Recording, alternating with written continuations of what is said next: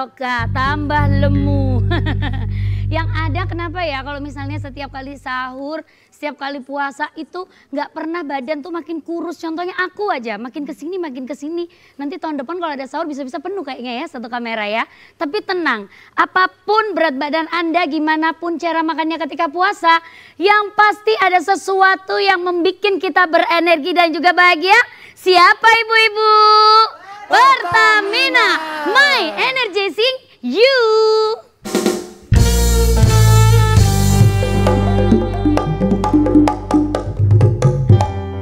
Kok sampai mendeli?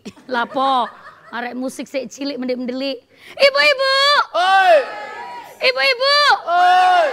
Ada cinta di gurun Sahara. Hai Gus Miftah, cintaku semakin membara.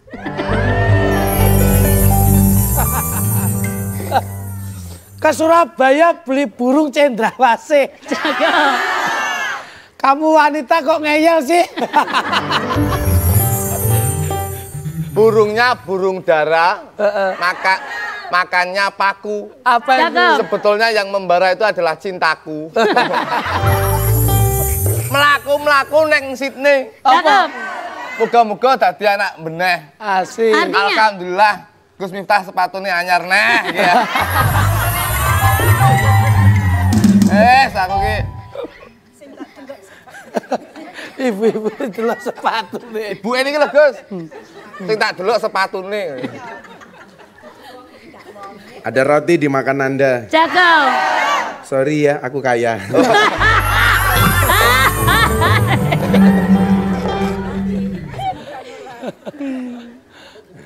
Nah, termasuk orang yang serakah itu adalah ketika melihat orang lain dengan kacamata iri. Itu serakah itu.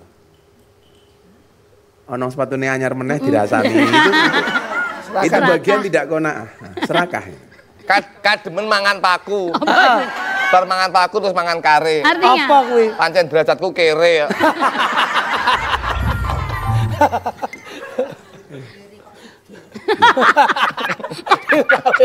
Kere kok sugih. Terus sugih kere nu pripun ta, Bu? Lu. Galak ya. Aku tak mulai wae ono. Galak ra niki. Lah aku mek ngomong kene nyangkem. Napa niki sugih? Oh, kanca ketoprak. Kanca ketoprak. Jenengan main ketoprak. Nggih. Pantesan kok aku meh mangan wae Mbak. Nah, terkait dengan persoalan serakah dan qanaah ini, kita diingatkan oleh Allah dalam surat An-Nisa ayat 32. Saya juga heran ya, kenapa ngomongin serakah, qanaah itu An-Nisa. adanya di dalam surat An-Nisa. Iya. An-Nisa itu artinya Perempuan.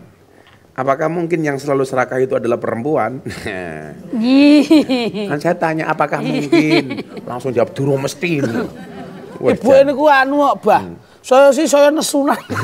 Napa ditokke wae kula tokke. Apa dhek melu syuting tapi mburi panggung wae lah. Allah Subhanahu wa taala berfirman, "Wala tatamannau ma faddalallahu bi ba'dakum ala ba'd." Dan janganlah kamu iri hati terhadap karunia yang telah dilebihkan Allah kepada sebagian kamu atas sebagian yang lain.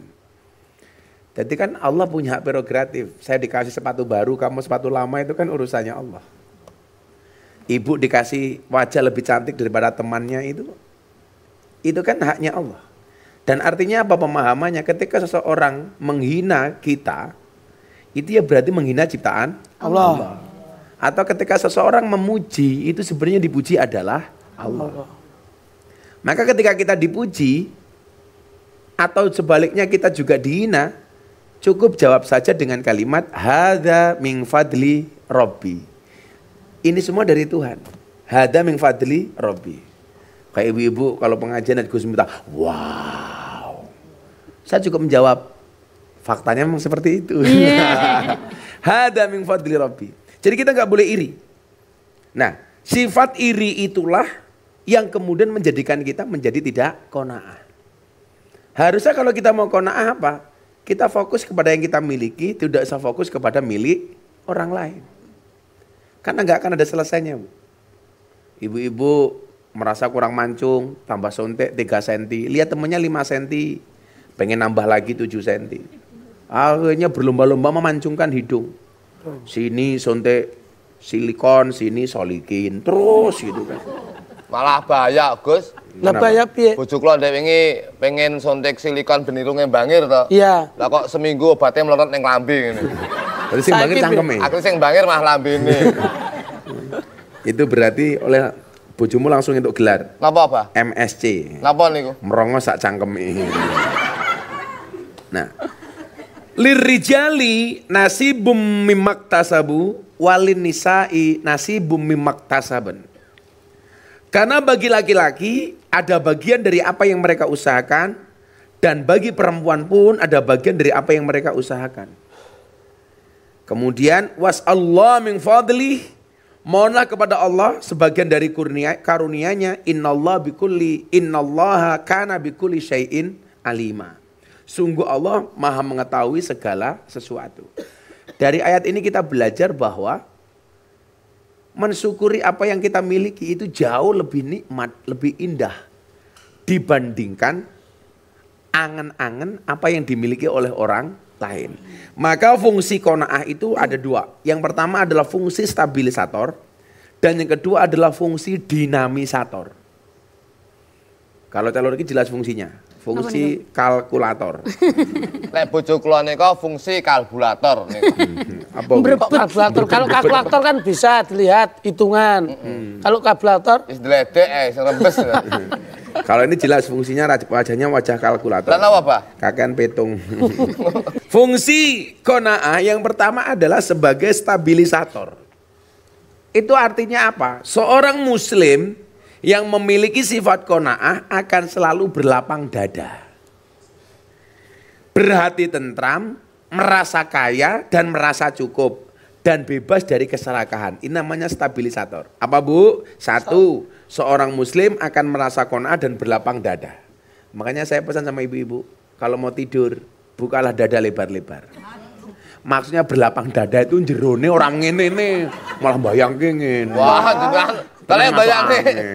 Mbak, Mau tak pikir ngene. jenengan iki ya kula pun bayang nih, Pak. piye Mas? Lelek wis lapang dada di ngenekne udah ya wis gak iso mulet. Lah nyapa? Wis keganjel kek iki udah ya. Gancel kek. Kemudian berarti tentram, nyaman, gawe ayem. Maka saya selalu bilang apa? Jangan minta kaya, tapi mintalah cukup. Karena banyak orang kaya tidak merasa Cukup. Jangan minta senang, jangan minta senang, tapi mintalah tenang. Karena banyak orang yang bersenang-senang tapi hatinya tidak Tenang. Coba teorinya dihafalkan. Jangan minta kaya, tapi mintalah Cukup. Karena banyak orang kaya tidak merasa Cukup. Jangan minta senang, tapi mintalah tenang. Karena banyak orang senang, hatinya tidak Tenang. Kalau ibu-ibu kan kelihatan, walaupun kelihatan biasa, tapi hatinya tenang. Kan wajahnya kelihatan, wajah-wajah orang tenang ini. Ya. Walaupun mungkin di rumah banyak hutang, gitu. Tapi tenang. Tenang. Tenang, Bu ya. Makanya bahasa yang kita minta itu apa? Mutmainnah. Mutmain, wong ora melu iki. Lah. Banyak pesanan. Lah bakul apa mutmainnah kok banyak pesanan iki? Bakul jemblem niku wau. Saya punya banyak sekian kawan yang kaya. Yang hartanya mungkin puluhan M ya. Bahkan mungkin ratusan M. Tapi hidupnya tidak lebih tenang dibandingkan jamaah saya yang ada di desa, yang cuman petani. Yang numpak motornya ya harga motor-motor murah. Makanya nasi putih, sambal terasi, lauk tempe, bahagia banget. Bahagia banget. Sederhana. Apa coba? Hidupnya tenang. Kenapa? Karena nggak punya tanggungan. Walaupun motornya biasa-biasa saja.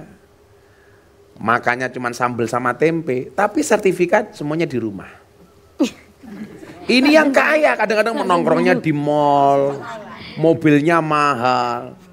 Gaya nongkrongnya keren. Tapi hidupnya nggak pernah cukup. Kenapa? BPKB-nya di Penggadaian, sertifikatnya sekolah.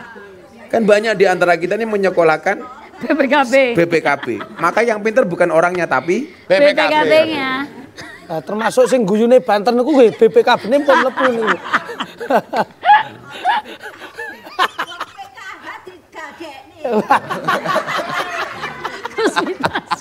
Terus minta sok.